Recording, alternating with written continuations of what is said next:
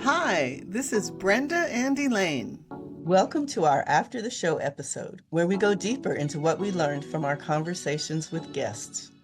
I love that Jazmyn feels strong. The main way she feels about her body today, which I know was a progression, and for all of us as we go through life and become conscious of our bodies as young women and then take in all the input we get from the outside.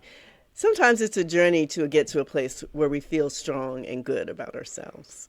I'm glad she got there. And it's funny because I kind of followed her same arc. Like, as a young kid, I was kind of what we back then would have called tomboy, right? Like, I just didn't really think about my body. I was this gangly, tall, skinny person. And it isn't until you're hitting puberty that people even start talking about your body and you're hearing things about your body. I remember, this is so crazy. You know how we would go on those family vacations to the Playboy Club?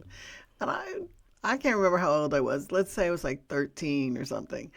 And they would have music, like places where people were dancing or something. And there was one time that I was just dancing and having a good time and people were cheering me on and I was like grooving. And when I came off from dancing, Mom said to me, well, don't you worry about those other people. Something. So she was basically like telling me that the old men were being inappropriate or something. And you hadn't even noticed. I know. I was like, what are you talking about? Like, it ruined the whole experience for me. As a protective mother, she was looking at how other people were looking at you, which was not even in your consciousness. And then I was horrified, and I don't think I've ever danced like that. Oh, to be young and unaware. Yeah, unaware of the male gaze. Yeah. Because, my boobs popped out probably around then, and it hadn't even occurred to me. And so I think that's one of the things that I like about Jazmyn is she, too, had that experience of both comparing her body to other people's bodies during puberty and also being more conscious of the male gaze, but then she let it go. Yeah. And I wish we could all let that go. That's the important thing because, there's so many standards that we try to fit. Our height, our weight, the size of our boobs or butt, our skin tone, our hair texture. Right. And none of us are going to fit whatever the society standard is in all of those things. And it's unfortunate. I think as women, we always find that one thing where we might be outside of the accepted range and we focus on that, even though we're great no matter where we are on all of those things. But I think we've been taught to feel like we have to be perfect physically, and none of us are that, and it only makes our lives harder trying to put ourselves into these boxes. Yeah, I think embracing the gift of our bodies as they are is really freeing. And, my weight has gone up and down throughout my adult life, but it's funny now where I'm focused primarily on my health and my driver is how can I live the longest, healthiest life I can? The weight is falling off in ways that it never did when I was focused on trying to be cute.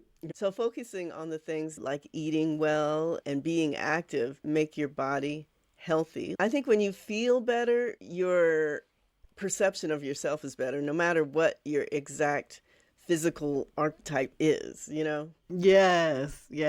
And I think there's something mentally freeing about not caring about what society thinks about what you look like. I used to be in a writing group with a woman who and I was overweight at the time when she said to me, I could never be overweight because it would stress me out so much that I wouldn't be able to eat. And I thought, well, that's kind of sad. But it is true that we all, deal with stress in different ways. And for some people it's eating, for some people it's not eating. And what we have to do is not judge each other based on physical presentations, because the important things are being able to do what you want to do.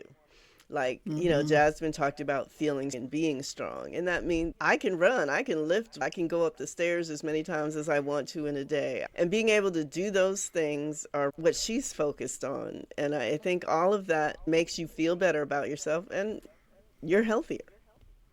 Oh, yes. We're in the process of moving. And so I can feel the difference of being stronger. I love my plants, right? I have all these big plants, and my husband hurt his foot. So I've been carrying plants up and down stairs, and I remember thinking, well, I got to do this, and just like engaging my core and lifting with my legs, and I've been able to surprise myself. Right, and remembering a time when you look back that maybe you would not have been able to do it. Oh, yeah, not even that distant a past. So, that Jazmyn, and we talked about the evolution of her own self-body image, the time when you have some input from people in your family or other people, which isn't positive, and how she remembers that and is thinking about potentially her future children and the ways that she wants to be there for sons and daughters in a way that makes them realize that, wherever I am, I'm good. I have support of my mother, and she's going to help protect me from any outside negative influences.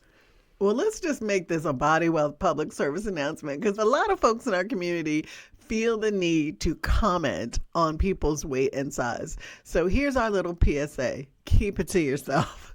Nobody does not know what their size is. So if you haven't seen a cousin in a while and they show up, they don't need you to say, oh, you've put on some weight. And the other thing is that, we have these assumptions about how healthy someone is based on their weight. And those things are not true. Just because somebody has thick thighs does not mean that they're not healthy or that they're not fit. Yeah.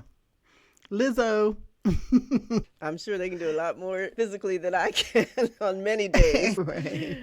So great to learn from Jazmyn's experience, and let's all work on feeling good about the bodies we have. Yes. Let us know what you learned from this guest. If you want to support Body Wealth, please subscribe on Spotify, Apple Podcasts, or YouTube. We'd also love it if you give us a 5-star rating and write a review letting us know what you love about the show. The Body Wealth podcast shares personal stories to inspire you. It does not constitute medical advice. For that, we encourage you to work with a trusted healthcare provider.